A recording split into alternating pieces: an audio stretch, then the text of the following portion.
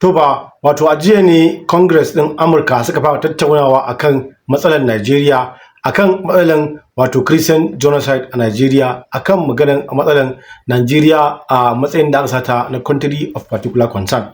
Amma abin da ya ɗauki hankali shine magana da ita a wato Congresswoman wato a Jerapal ta yi, inda ta ayyana cewa fa wato maganganu da ake da cewa ana so a ƙarar da Kiristoci a Najeriya ne maganganu ne masu hatsari wanda su iya jefa ƙasar wato a cikin irin halin da ake ciki a South Sudan, inda ce kafin ta fara magana akan wato a Najeriya ta zo ta bayani halin da ake ciki a South Sudan, inda yi maganar cewa sama da mutane miliyan 400,000 sama da mutane 400,000 sun rasa rayukansu, sama da mutane miliyan 2 sun rasa gidajensu, sannan sama da mutane miliyan 30 suna buƙatar ɗauki na aid daga duniya baki ɗaya, inda ce wato maganganu irin wannan su ne abubuwan da suka jefa ƙasar Sudan a cikin halin da take ciki a yanzu.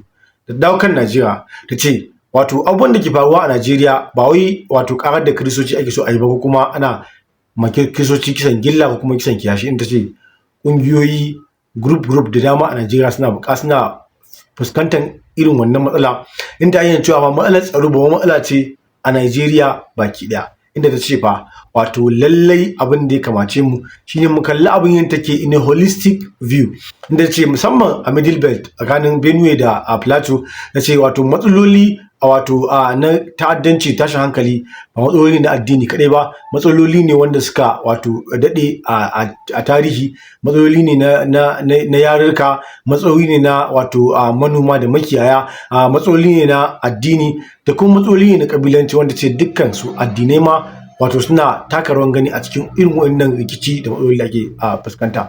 Inda ce abin da kamata a yi shine wato ƙasar Amurka ta taimaka wa ƙasar Najeriya wajen ganin cewa an tattaro bayanai wanda za su yi addressing root causes ɗin wannan matsaloli, sannan kuma a magance su. Sannan abin da zai baku mamaki, abin da ɗauki hankali shine tambayin ta ambassador wanda yake wakiltan wato Department of War, wato department ɗin da za su shigo yakin Najeriya. Bari dai mu ji tambayin ta mai da bakinta.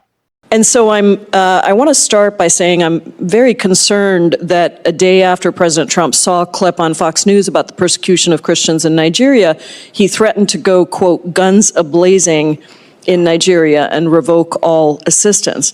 That would include all global health funding, despite Nigeria accounting for over a quarter of annual malaria deaths a year.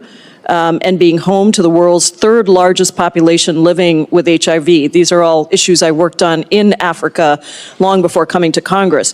In response, the Nigerian government criticized any action that would violate Nigeria's sovereignty and territorial integrity. I know, Ambassador Pratt, that you've spoken about some agreements, some conversations and a task force with the Nigerian government, but can you tell me under what authority would the U.S. military strike inside of Nigeria?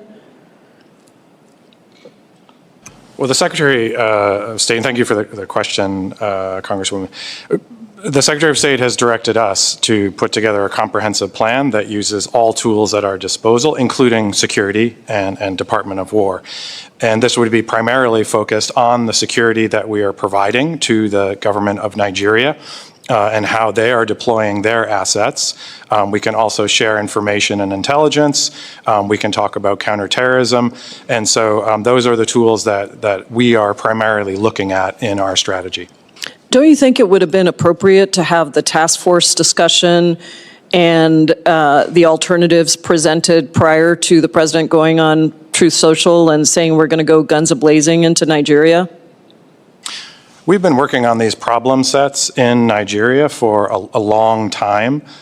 We have a lot of programs of assistance in the country.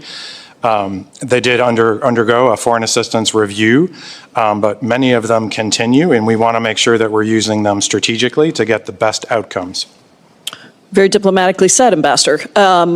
I just wish we would actually stick to that playbook rather than a bully and threaten of a country that is extremely important to us and to the region. I don't think that's the right way to just go on Truth Social and threaten guns a-blazing. I think what you've described is much more appropriate, and I look forward to seeing what comes out of it. Wa'innan su ne tambayoyi wanda ta yi mai da bakinta in take cewa shin wani doka a wani kallo a wani fuska ne wato ƙasar Amurka ke da dama take da 'yancin faɗawa Najeriya domin ta kai hare-hare ko kuma ta je ta yaƙi wasu mutane.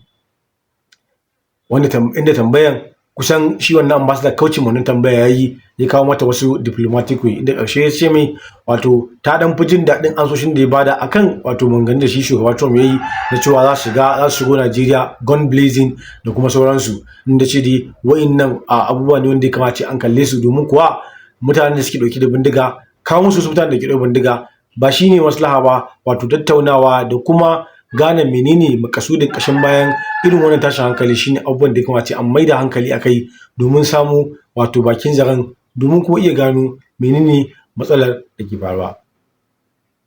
Allah ya sa mu ji alheri, amin, mun gode.